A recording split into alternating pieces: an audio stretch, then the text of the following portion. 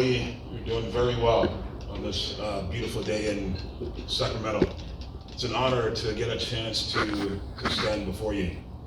You know, I always appreciate Jay saying those kinds of things about me. I don't know how much they're paying him to brag about me like that. But look, I really appreciate Jay a lot, because when I think of leaders, I say this often, leaders, the way you determine them is what happens when trouble happens, when challenges happen. That's the best way, that's the biggest way to determine who's a leader or not. And when trouble happens, when we have issues, Jay is the kind of person that runs towards it. He runs towards the fight to help people, not just because of himself, but because he wants to make a difference for people.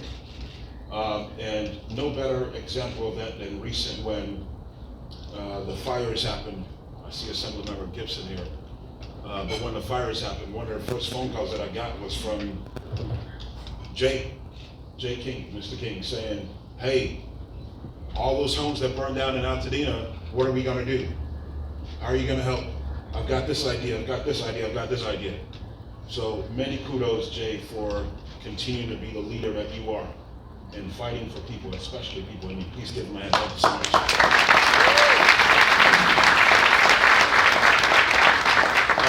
I want to just briefly, before my short remarks, I was going to keep it 5 minutes. It's going to be hard. But I was told to talk about contracting opportunities in the state. But before that, I want to recognize some of our state leaders who you may not get a chance to get from, at least on the executive side of the branch. That I hear, that you may not hear their voice today, but are very important to the numbers and the things that I'm about to share with you. Just briefly. First of all, one of our directors in the department, in the department that I used to run, but now is the director of the department, Tony Tavares. He probably was introduced already earlier. Tony, please wave.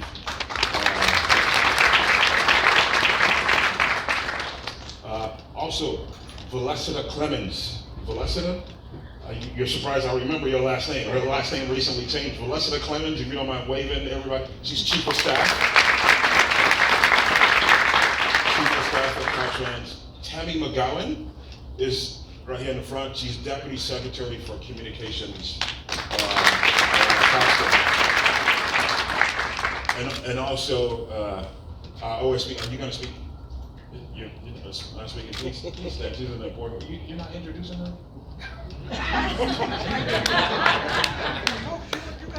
Okay, please stand. She's a very important woman.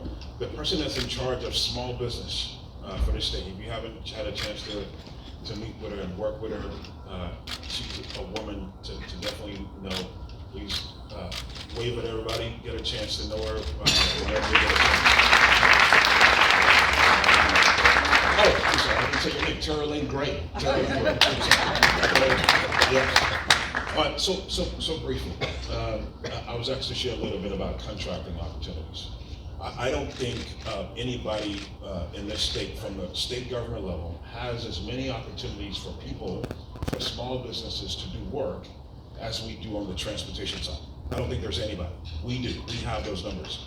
And under the Newsom administration, under Governor Newsom's administration, we've done more than anybody probably prior.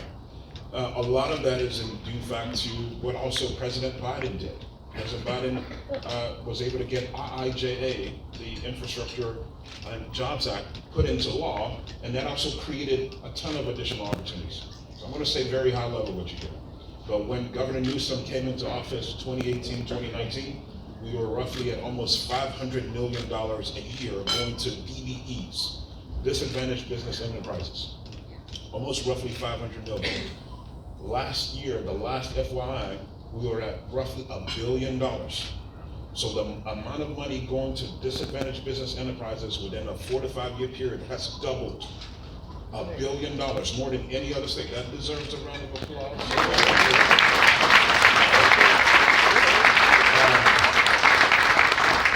A lot of people working really hard to make that happen. But I always say the angel is in the details. The angel is in the details. When it comes to African Americans and Latino owned firms, We're leaving more money on the table, so to speak, more money on the table than anybody else. Leaving more money on the table than all the other subgroups that are on that list of DBEs. African American businesses, the last FYI, we were at 40 million out of that nearly $1 billion. Think about that. Only 40 million out of nearly $1 billion. It should be more than that. It should be in the hundreds of millions out of that nearly $1 billion. So a lot of work still to do at Caltrans and other places to make sure that African American and Latino owned firms get more opportunities to get that work. We've got more work to do. But not just that, on the federal side, I mentioned IIJ, on the state side, a law recently passed 3 years ago. Governor Newsom signed it into law, AB 2019. Anybody familiar with 2019? A few people in the room. You got to look this up when you get a chance. Again, this is about small businesses getting opportunities. Our numbers look good there as well. The law says 25% of all state contracting. Tara Lynn, Director Gray, can explain this to you better than I can. 20% of all state contracting needs to go to small businesses. 25%, right? I think I said 20. 25%, correct. Should go to small businesses. Caltrans, for example, now is at a little over 35%. So exceeding the law. But when you look at the details again, even though it's a race-neutral program, you got to break down who is getting this money. Even though it's at 35%, 10% above what the state law requires, who is getting the money? That's the question. And you have to break down those demographics to understand it better. Finally, I'll go to high-speed rail, who's also a major contractor in the state. Some of you may be thinking, oh, there's a high-speed rail project, that thing's happening? It is. No, there's a high-speed rail project that's happening. I'm going to end on this. James already. So far, since the inception of the project, 44 African American owned firms have gotten work to the tune of $90 million since the inception of the project. $90 million. So it's happening. But we've invested billions of dollars. More than $20 billion has been invested into the high-speed rail project in this state. So $90 million, is that a lot of money? Oh yeah, absolutely. But could it be better for Latino and African-American owned firms, the firms who really need this work? For sure. There's no doubt about it. So more work to be done on the high-speed rail side as well. Look, I'll close with this. I know many people have probably touched on this already, the fact that we are in really challenging times. I don't need to go into details about that. I think we're well aware of how challenging it is. But I've been encouraging our staff. We're one of the largest largest government agencies in the state. We're 45,000 people that work for this agency, that work for the state of California. What I've been encouraging people is that it's time to go to work, not time to go to war. It's time to go to work, not time to go to war. We need to explain and defend the merits of this work that we're doing. Some people say, well, you just put in money, you're just giving money. No, it's not. These are not gifts. These are people. These are firms that can do this work. Let's continue to stand for those values. Let's continue to be that light in the midst of darkness that sometimes overcomes us. Thank you, everybody. Appreciate it.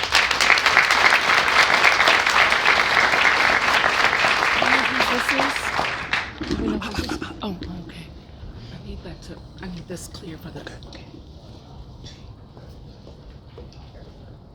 If you live in Sacramento, you know that we lost a pioneer, a giant, icon, and we celebrated her life a few weeks ago. You would know her through her son, Kevin Johnson, who was a native of Sacramento, but also a professional athlete in basketball for over a decade in the NBA.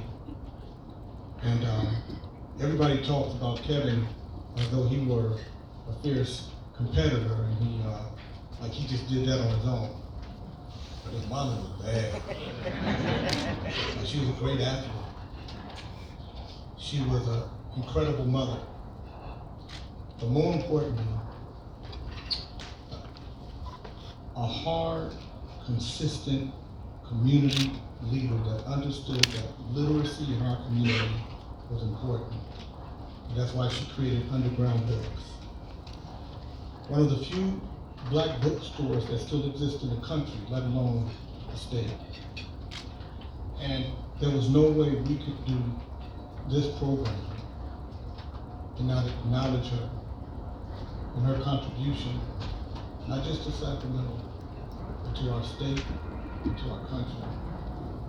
And I have to say to you, Ronnie, you and Kevin, if you ever are going to heaven and you're at the door, and God said, what did you do to get through these doors? You can say, we put on the greatest display of love for our mother when we had her celebration of life. Because people who know me know that I won't stay at a funeral for more than 90 minutes.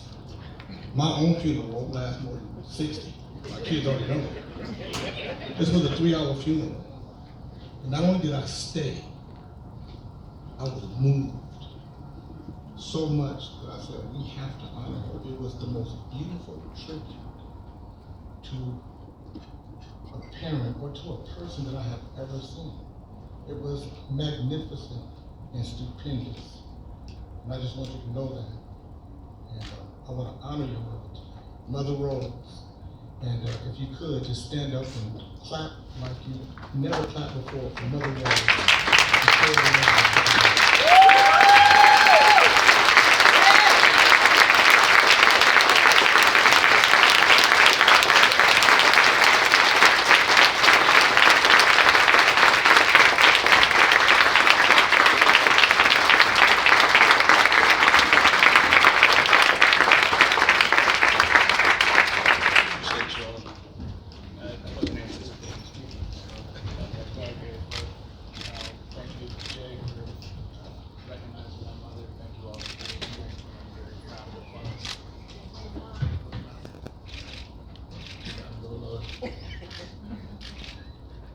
My mom founded and operated Underground Books in 2003, located in the Oak Park community of Sacramento. Many of you from Sacramento are familiar with it. And when my brother Kevin founded 40 Acres, the idea was to make it an arts and culture center for a community that was once that, but in that particular area had become downtrodden, infested with prostitution and drugs. And Underground Books was a part of that, and was designed to be an economic driver for the community, catalytic for more business development in the community. But more importantly, what I realized, and I think about this more and more each day that passes, since my mother passed, that the real value of 40 Acres and Underground Books was community. There's not many black bookstores left in the United States. There's only a few in California. There's only one in Sacramento. People come from all over, from down south, from the Bay Area, from Stockton, Tracy, Modesto, to come to that bookstore to build community. So as you all continue to do the impressive work that you are doing, I appreciate your work every day. But also remember, as we're driving economics, we're also building community. And thank you all for being a part of that community, and thank you for recognizing my mother.